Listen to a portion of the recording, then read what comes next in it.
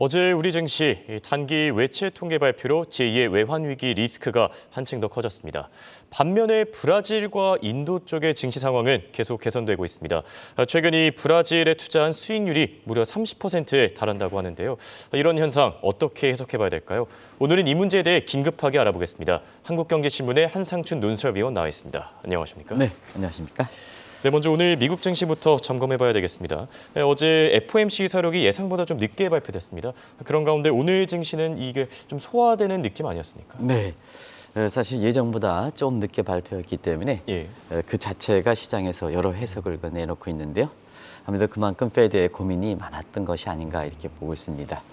어쨌든 어제 말씀드렸습니다는 7월 그 FOMC 의사록의 내용은 크게 두 가지로 요약해볼 수가 있죠. 그 인플레 문제에 대해서 잡겠다는 강한 의지. 그러나 금리 인상 속도는 조절하겠다. 이 의미가 서로 상충돼 있기 때문에 월가가 이거 놓고 고민한다 이렇게 보겠습니다. 그런 관점에서 월가에서 지금의 관심은 인플레보다는 경기 침체 우려, 우리가 그동안 누누이 말씀드렸던 이런 쪽으로 관심사가 이동된다 이렇게 보시면 되겠는데요.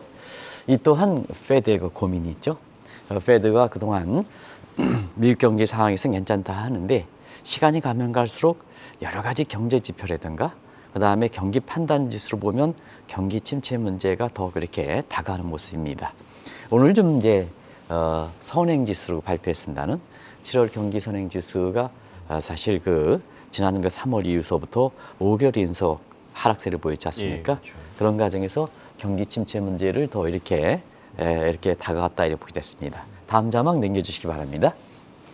그리고 장단기 금리 차에 대해서 계속 이렇게 말씀드렸습니다는 장단기 금리 역전 현상이 지금 거래일 기준으로 한 달간 아주 보기 드물게 장기간 지속되고 있습니다. 물론 그 격차에 대해서는 그때그때마다 다르긴 합니다는 추세적으로 보면은 더 확대되는 추세가 지금 되고 있어서 이 또한 그 경기 침체 문제에 대해서 더 다가서는 이러한 그 조짐이다 이렇게 볼 때 있고요.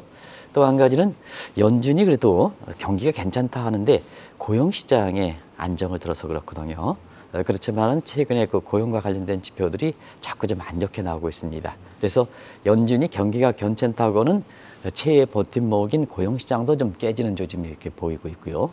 뭐 시청자 여러분 다 아시겠으나는 미국의 그 종합적인 경제 지표에 해당되는 성장률 같은 경우에는 올해 1분기 마이너스 1.6, 2분기 마이너스 0.9, 2분기 연속 역선장. MBR 전비경제연구소의 경기 판단 지표를 보면 이미 그 기술적으로 보면 경기 침체에 그렇게 진입한 상황이거든요. 이런 것이 향후에 물가가 어떻게 경로가 될 것이냐, 금리 인상 경로가 어떻게 될 것이냐 하는 이런 쪽이 지금 시장에서 강하게 부각되는 거다 이렇게 보게 됐습니다. 이 경기 침체와 함께 요즘 들어서는 좀 이 긴장감이 좀 다소 완화된 것 같습니다. 인플레이션 피크론에 대한 얘기를 하지 않을 수 없겠죠. 네. 최근 들어서 JP 모간이 인플레 전망이 굉장히 화두가 됐습니다. 네, 아주 그 극단적인 전망들을 많이 내놓는 곳이 글로벌 인베스트뱅크 중에서 JP 모간 그리고 회장인 다이먼 회장이 아닌가 이렇게 생각되는데요. 인플레 문제로 그래서 어제 이후서부터 지금 월가의 그 최대 관심사니까 인플레에 대해서 JP 모건의 이렇게 예상치를 한번 왜 화두가 되는지 한번 시청자 여러분랑 같이 한번 보겠습니다. 올해 그 상반기에 세계 인플레이션율이 소비자 물가 기준으로 한 8% 정도 됐었는데요. 하반기에는 4.7% 절반 수준 떨어지겠다. 이게 이제 JP 모건의 전망입니다. 뭐 가능성 문제는 나중에 보겠습니다. 그리고 미국의 인플레이션은 하반기에 지금 시청자 여러분 미국의 인플레이션율이 7월 달에 그 8.5%, 그 이전은 9.1% 해서 상반기 전체적으로 보면은 한 7.8% 정도에 걸리고 있는데요. 그런 상태에서 하반기에는 연율로 한 3%대 해서 절반수로 떨어지겠다. 이 또한 그 충격적인 얘기죠. 그렇죠. 그래서 이것이 그런데요. 시장에서는 그렇게 신뢰를 주지 못하고 있습니다. 왜 그럴까 하는 측면에서는 그동안 JP모건의 예측이 많이 틀렸다 이렇게 이제 보시면 되겠습니다. JP모건 전망에서 가장 그 관심이 되는 것이 국제유가 전망이었었죠. 그렇죠. 기억이 나시겠습니다만 아직도 국제유가가 150달러가 간다 하는데요. 사실 오늘 서울 텍사스 중진리로 배럴당 90달러 내외에서 이렇게 등락을 거듭하는 모습을 보이고 있습니다. 아마 이 예측으로 보면은 절반 수준의 예측 절대 오차율이 기록되기 때문에 예측이 굉장히 틀렸다 이렇게 볼 수 있고요. 또 한 가지는 비트코인. 이건 다이먼 회장의 이렇게 의견이긴 하지만 비트코인이 someday, sometimes 어느 날 갑자기 제로로 수렴한다. 지금 현재 비트코인 가격이 23,000달러 내에서 움직이다 보니까 이 또한 굉장히 많이 이렇게 틀리는 모습이다 이렇게 됐습니다. 그런 과정에서 사실 이렇게 JP 모건의 어제 극단적인 인플레 안정, 둔화 전망 부분에 대해서는 의미를 어떻게 찾아야 되느냐. 그 수준 자체에 대해서 뭐 절반 의미를 찾는 것보다는 인플레가 6월을 고비로 이렇게 그 정점을 찍었다 하는 의미로 받아들이실 필요가 있지 않냐 생각합니다. 그 이상의 과대 해석은 하실 필요가 없다 하는 것을 말씀드리겠습니다. 워낙 많이 틀렸기 때문에 예. 그러겠습니다. 그리고 한 가지 우리가 최근에 인플레 보면은 국가별로 상당히 차이가 있습니다. 그럼에 따라서 금리 부분도 상당히 차이가 있습니다. 그런 점을 잠시 좀 말씀드릴게요. 예. 지금 미국의 물가는 6월달 기점으로 정점을 찍고 둔화세가 아주 역력하지 않습니까? 9.1에서 8.5. 그리고 지금 상태에서는 JP 모건이 절반 토막으로 간다. 이 추세가 가지는 않겠습니다는 벌써부터 9월 10일 전후에서 발표되는 8월 소비자 물가 상승률이 지금 7%대까지 예상돼. 확실히 7%대가 나올 것 같습니다. 지금 상태에서는 CLB 지수라든가. 근데 유럽의 그 소비자 물가는 왜 계속해서 올라가느냐 하면 미국과 유럽의 국민들의 에너지원이 다르기 때문에 그렇습니다. 미국은 사실 그 자동차 분야에서 휘발유 가격 이거에 이제 굉장히 좌우돼 있죠. 예, 그렇죠. 그래서 6월달에 5달러 이상. 근데 지금은 4달러 밑으로 떨어지다 보니까 소비자 물가가 팍 줄어드는 거고요. 유럽 같은 경우에는 사실 천연가스, 예. 가스에 대해서 의존도가 높습니다. 그러다 보니까 사실 천연가스 가격은 최근에 오늘은 좀 떨어질지 모르겠습니다는 계속해서 이렇게 올라가는 상황이거든요. 그렇기 때문에 유럽의 그 소비자 물가 같은 경우에는 계속해서 올라가는 상황이다. 이렇게 보시면 되겠습니다. 그리고 국가별로 보면 부존 자원 정도에 따라서 부존 자원 국가는 오늘도 이제 중국의 성향을 갖고 있는 트리니가 이제 금리를 떨어뜨렸습니다는 예. 중국과 러시아라든가 이런 부존 자원국은 인플레 문제가 크게 불가되지 않기 때문에 금리를 떨어뜨린 데 반해서 서방 국가들은 여기에 원유 수입 의존도, 천연가스에 대한 수입 의존도, 인플레 상승, 금리를 올려가 이런 쪽의 모습이 돼 있다 이렇게 됐습니다. 이걸 왜 말씀드리냐면 같은 현안이라도 세계 국가별로 차이가 있다. 그럼 투자 관점에서 보면 어떤 국가에 투자하느냐에 따라서 사실 미국 증시 놓고 보면 뭐 경기 침체에 대해서 내년도에 떨어진다 하지만 그 관계없이 국가별로 차별을 한다면 어떤 국가를 선택하느냐에 따라서 굉장히 수익률의 격차가 많은 거다. 한국경제신문을 이끌어가시는 김정호 사장께서는 미국 증시 이외에 인도라든가 브라질이라든가 해서 세계 곳곳에 특파원을 파견하느냐 하는 측면에서는 이제는 미국의 포트폴리오를 다변화하면 의외로 수익이 많이 기록할 수 있다 하는 그런 걸 바탕으로 해서 글로벌 마케팅도 한 차원 더 이렇게 차원 높게 돼서 다변화하는 쪽으로 한국경제신문이 그렇게 가고 있다 이렇게 됐습니다. 예, 오늘 주제랑도 이 결을 같이 하는 그런 부분인 것 같습니다. 네. 자, 우리 증시도 한번 체크해 보겠습니다. 앞서 이제 오프닝에서도 얘기했지만 지금 단기 외채 비율 지금 이 문제가 되고 있습니다. 제2의 외환 위기 리스크 어느 정도 수준입니까? 네. 어제 좀 아쉬웠던 대목은 FMC 사력의 강한 매파 발언을 시사하는데 단기 외채를 한국은행에서 발표하는 시점상으로 보면 좀 아쉬운 점이 있었습니다. 이 단기 외채 물량은 한국은행에 공식적으로 이렇게 일정이 잡혀 있지 않은 상태에서 굳이 FMC에서 강한 매파 발언에서 달러 강세가 예견되는 시점에 우리가 단기 외채 통계를 굳이 발표할 필요가 있었느냐 하는 이 관점에서 정책적인 측면 통계 발표에서 보면 공식적으로 시장에서 일정을 지켜야 되는 게 원칙입니다는 이런 쪽의 통계에는 시청자 여러분도 뭐 단기 외채 통계가 사실 월을 지켜가지고 발표되는 건 아니지 않습니까? 그런 측면에서 좀 아쉬운 점이 있다 하는 걸 말씀드리겠습니다. 어쨌든 어제 단기 외채 비율이 41.9% 수준 자체는 높지 않습니다. 예. 그런데 10년 만에 히스토리컬 데이터에서 10년 만에 최고치를 기록했다 하는 이 측면에서 사실상 우리는 1997년 단기 외채에 따라서 외채이기 트라우마가 있지 않습니까? 그런 측면에서는 어제 제2의 외환위기가 일부 입방아 찌기 좋아하는 사람들을 중심으로 해서 우려가 됐습니다. 그런데요, 이 단기 외채가 이렇게 비율이 40% 되는 것은 우리가 외환위기의 능력을 평가하는 이런 지표를 볼 때는 우리가 제2의 외환위기 가능성은 저는 거의 없다 이렇게 말씀드리겠습니다. 사회경제 현상이기 때문에 절대적으로 없다 이렇게 말씀드린 수 없어도 예. 거의 없다 이렇게 보게 됐습니다. 왜냐하면 시청자 여러분 아시겠습니다는 1997년 외환위기 때 우리의 위기 판단으로 사실 가장 많이 알려졌던 사람이 머리스 골든스타인의 위기 판단 지표거든요. 이 지표를 다시 한번 좀 말씀드릴게요. 단기적으로 보면 외자 이탈의 방어 능력. 그러면 한번 보겠습니다. 제2의 외환위기 주장하시는 분들, 국민들이 저렇게 우려스러워하지만 어제 외국인들 자금 들어왔습니까? 안 들어왔습니까? 어제 외국인들 같은 경우는 3천억 이상 코스피에 들어온 상태거든요. 이걸 같이 보시라는 얘기입니다. 주장하시더라도 모 대학 교수가 다시 한번 그 주장하는데요.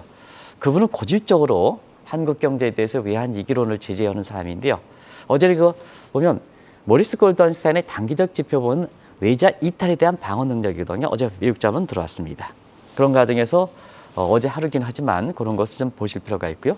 장기적으로 보면 자금 조달 능력입니다. 이걸 판단해 볼 때 사실상 한국 같은 경우에는 그대 외환위기에 대한 가능성은 거의 없다 이렇게 보겠습니다. 또 예측 기관들도 한국에 대해서 펀더멘탈이 괜찮다 이렇게 평가를 받는 상태거든요. 예. 그러다 보니까 사실 지난 7월 15일 이후에 사실 한미 간의 금리 역전돼도 불구하고 외국인 자본은 계속해서 한국의 펀더멘탈에서 계속해서 이게 건전성을 들어서 자금이 들어오는 이런 상황이거든요. 그리고 외환위기하면 외화 캐시플로적인 측면에서 최근에 단기 무역 적자라든가 달러가 강세돼서 우리가 갖고 있는 외화 보유가 줄어든 게 아니라 달러가 강세해서 달러 베이스로 오면 외환 보유고 통계가 줄어드는 거거든요.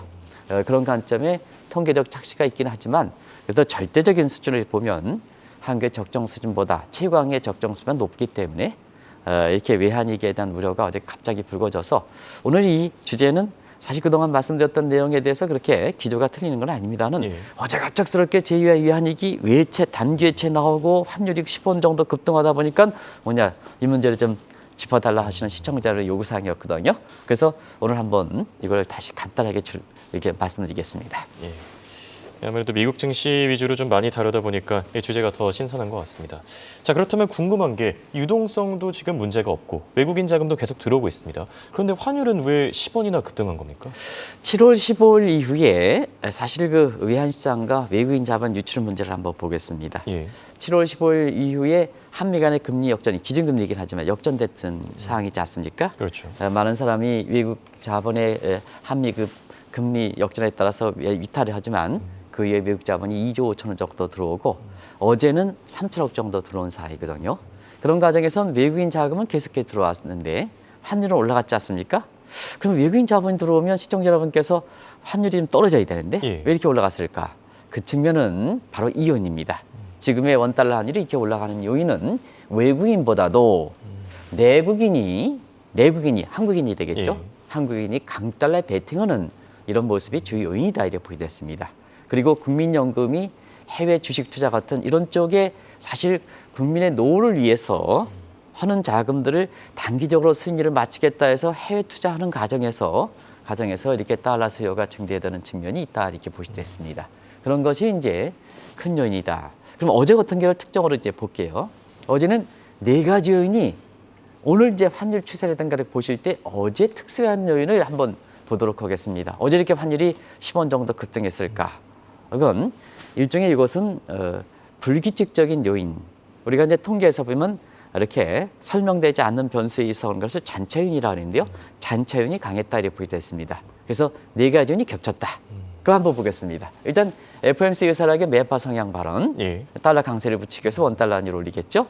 그리고 단기 외채 10년 만에 높아졌다. 이 또한 환율을 올리는 요인이 되겠죠. 예. 그리고 어제 위안화 환율이 장중 한때 6.8 위안대를 진입하는 데서 물론 위안화가 원유화 간의 상관계세가 낮아지긴 했지만 이 또한 위안화가 약세되면 위안화 환율이 올라가면 원달러 환율도 올라가는 요인이거든요. 그리고 또 한 가지는 어제 아셨던 점은 이렇게 환율이 이런 특수한 요인에서 올라갈 때 단기외채 발표했던 것도 문제가 되겠습니다는 외환 당국에서는 그동안 모니터링을 잘하다가 어제는 모니터링을 안 한 것 같습니다. 하겠죠. 근데 시장에 나타나는 거 보면 시장의 구두 개입이든 직접적 개입은 안 합니다. 구두 개입도 나타나지 않아서 요 4가지 요인이 겹치다 보니까 예. 원달러 환율이 올라갔다 이렇게 볼 때 있습니다. 그런 과정에서 아주 특수한 요인에 의해서 원달러 환율이 올라간 이런 측면이기 때문에 여기에 달러에 대해서 직접적인 베팅하는 뒤늦게 베팅하는 세력에 대해서는 사실 뭐든지 투자 관점은 상대 수익이거든요. 우리가 달러 직접 투자할 때 몇 푼이나 벌었습니까? 근데 지금 같은 놓고 보면 지난 한 달 동안의 브라질 투자 뭐든지 포트폴리오에서 고르는 거 아니겠습니까? 예. 그런 측면에서는 지난 한 달간 브라질에 이렇게 투자했다면 수익률이 30%, 연율로 몇 프로입니까? 연율은 따질 수가 없지만 이런 쪽에 나오기 때문에 이 달러 직접 투자에 대해서 신중해달라 하는 것은 수익률도 몇 푼 안 나오고 그다음에 이래서 국내 내국인들이 달러 베팅하면 환율이 올라가서 외환위기 발생하면 국민 전체가 다시 한번 어려움을 겪는다는 프로보노 퍼블리커 정신에서 이렇게 해서 말씀드리는 거거든요. 그래서 그런 각도에서 수익률이 문제라면 지금부터 말씀드리는 이 브라질이라든가 인도 이런 투자 유망 지역이 얼마든지 있다는 것을 말씀드리겠습니다. 예.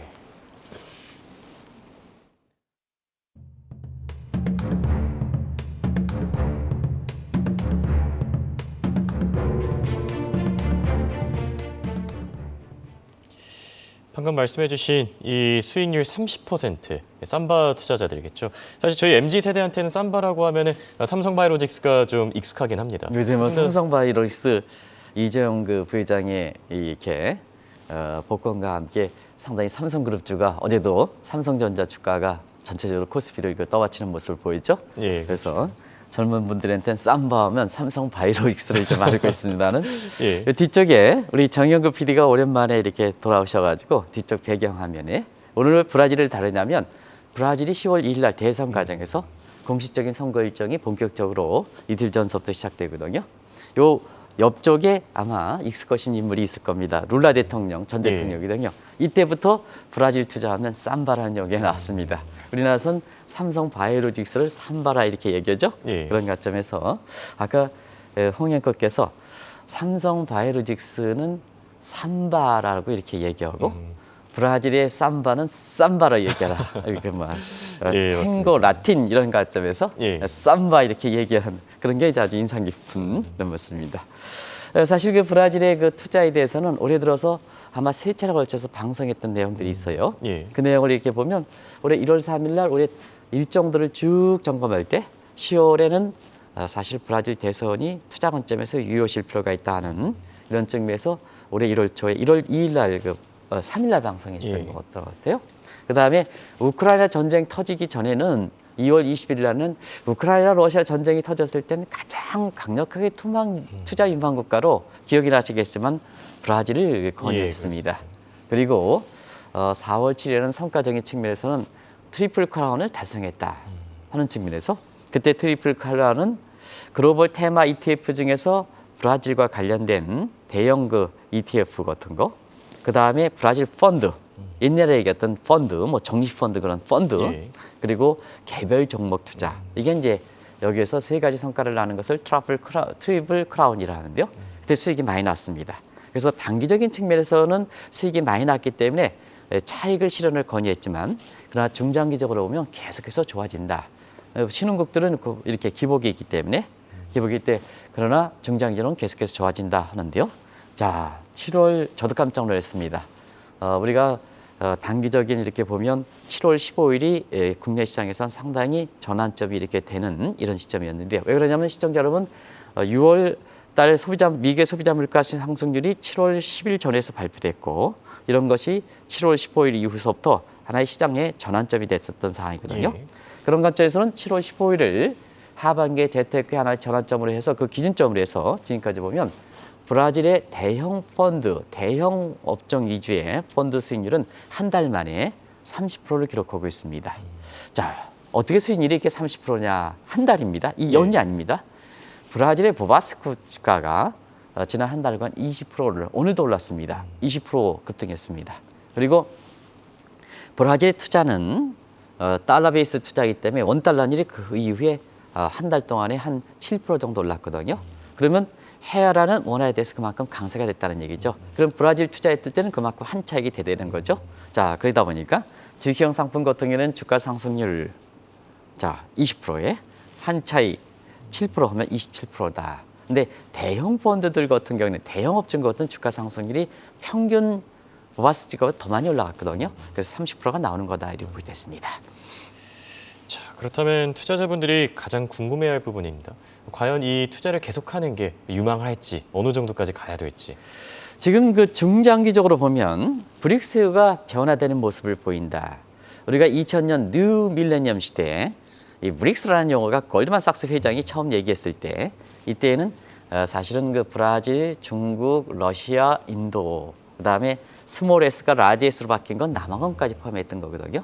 근데 그때는 사실 1기 브릭스는 중국이 주도했습니다. 중국의 성장률이 워낙 두 자릿대가 때. 근데요. 올해 들어서는 이렇게 새로운 용어를 좀 말씀드린 적이 있습니다. 브릭스가 뉴 브릭스로 탈바꿈하고 있다.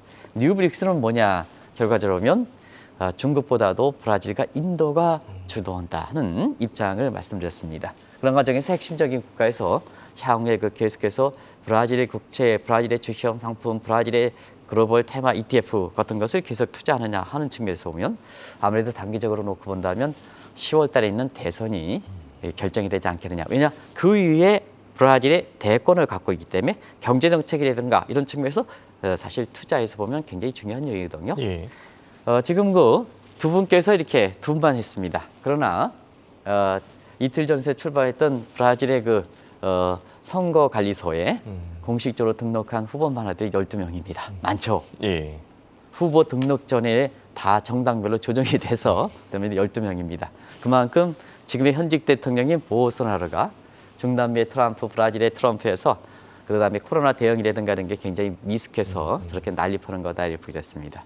지금까지 여론조사를 결과를 보면 아마 이전에도 말씀드린 룰라 대통령, 전 대통령이 압도적 지위를 차지하고 있는데요. 그런 점에서 10월 2일 날 가반수를 당당해서 단독적으로 대통령이 될 것이냐. 이 가능성도 있지만 예. 그렇지 않으면 두 분이 결선 투표에 나간다. 그러면 10월 28일 날 결정된다. 그래도 결선 투표가 가더라도 룰라가 승리할 것이다 하는 것이 대내적인 여론조사기관의 지배적 시각이다 이렇게 됐습니다.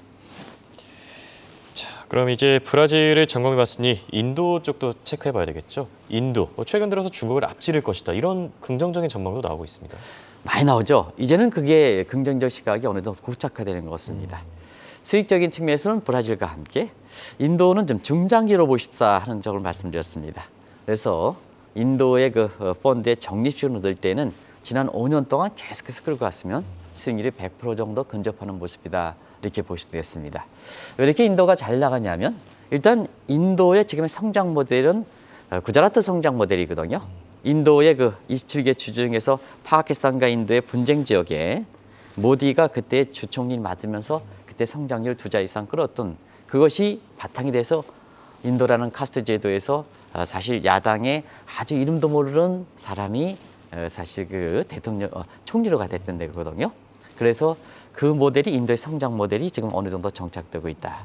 특히 기득권층인 카스트 제도라든가 그다음에 네로 간두 체제에 이렇게 정치 세력들을 급진적인 화폐 개혁에 성공하면서 이걸 몰아냈던 것이 지금 모디노미스가 정착되는 배경이다 이렇게 됐습니다. 최근의 상황을 보면은 아시겠습니다만 인도가 이 모디 총리가 굉장히 줄다리 기획을 잘하는 것 같습니다. 그래서 자 미국에 대비해서는 IPEF 같은 이런 그 인도 태평양 경제 프레임워크에 미국이 주도하는 거기에 핵심적인 중간기에서 미국의 입장을 좀 대변해주고 있고요. 예. 그다음에 러시아라든가 중국 쪽에서 입장도 대변해서 러시아 입장에서 아쉬운 원유를 그 수입해서 이렇게 다른 데 판매하는 과정에서 수익도 많이 올리고 있다 이렇게 됐습니다. 또 한 가지는 중국이 지금 시진핑이 장기 이렇게 집권 체제에서 알리바바라든가 하는 빅테크 업종을 규제하고 있지 않습니까? 근데 인도는 IT 강국이지 않습니까? 그래서 중국의 빅테크 규제에 따른 테크 레시의 반사적 측면도 인도가 누리고 있다 하는 그런 측면이 결부돼서 인도가 지금 강하게 부상하는 것도 알려보게 됐습니다. 자, 그럼 끝으로 인도 투자 앞으로 어떻게 될 거라고 보십니까? 네, 인도 투자는 사실 그 중장기적으로 하실 것을 다시 한번 좀 당부해드리겠습니다. 인도가 다민족이기 때문에 또 인도 민족들이 저희들이 그 옛날 제가 대외경제공사에 있을 때 인도의 그 SPL의 국민차 모델을 저 장착실 때 인도에 갔습니다는 인도가 인구도 많습니다는 아주 이렇게 다민족 국가이기 때문에 굉장히 국민성이 복잡하단 말이에요. 그러다 보니까 인도 같은 경우는 그때그때 이슈에 따라서 투자하는 것보다는 장기적 관점에서 인도의 장기 성장세를 갖고 투자하는 것이 누누이 말씀드렸습니다는 투자 성과에서 승리를 하는 방향이다 하는 걸 말씀드리겠습니다. 그런 과정에서 보통 지금 신흥국의 성장은 인구와 IT 능력에 좌우된다는 것은 시청자분도 잘 아실 거라 생각합니다. 그럼 왜 이렇게 인도가 부각되느냐 하는 측면에서는 홍영코의 말씀을 뒷받침해 드리고 있습니다. 인구적인 측면에서는 지금 중국은 인구 절벽에 절대 인구가 감소하는 절대 인구의 인구 절벽에 봉착돼 있죠.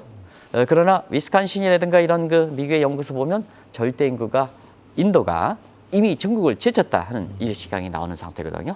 그리고 IT 능력에 있어서는 인도 자체가 본래 IT 강점을 갖고 있는 상태에서 중국이 IT에 대해서 빅테크 규제에서 태클했으니까 반세적 이익과 겹쳐서 인도도 중국의 인구도 중국을 제쳤고 IT 능력도 중국의 월등히 높다는, 물론 이제 부분적인 측면에서는 중국 사람도 뛰어난 사람도 있습니다는 전체적으로 정책이라든가 이런 측면을 같이 보는 것 같습니다. 이 두 가지 능력이 뛰어나다 이렇게 보게 됐습니다. 그런 것이 바로 성장률로 나오는 거죠.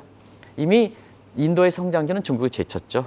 지난해 성장률이 중국이 8.1%, 그다음에 인도가 8.7%에서 중국과 인도 간의 역전되는 현상의 첫날이죠. 근데 올해는 어떻습니까? 올해 중국의 성장률 7.4%, IMF 전망. 중국은 3.2%. 오늘도 골드만삭스라든가 노무라가 성장률을 0.4에서 0.4%, 3에서 0.4%포인트 낮추고 있습니다는 이 격차가 2배 이상 격차로 벌어진 상태거든요. 그래서 브라질은 단기 투자 이런 관점에서 접근하시고, 그다음에 인도는 중장기적인 관점에서 이 종이펀드, 매열리는 정기펀드를 강조하는 게 바로 그렇습니다. 이게 중장기 관점에서 보면 가장 유망하지 않겠나 하는 것을 말씀드리겠습니다. 네, 글로벌 시장 트렌드에 맞춰서 이제 미국뿐만 아니라 브라질과 인도 같은 이 신흥국 투자에도 집중해야 될 시기인 것 같습니다. 지금까지 도움 말씀에 한국경제신문의 한상춘 논설위원이었습니다. 감사합니다. 네, 고맙습니다.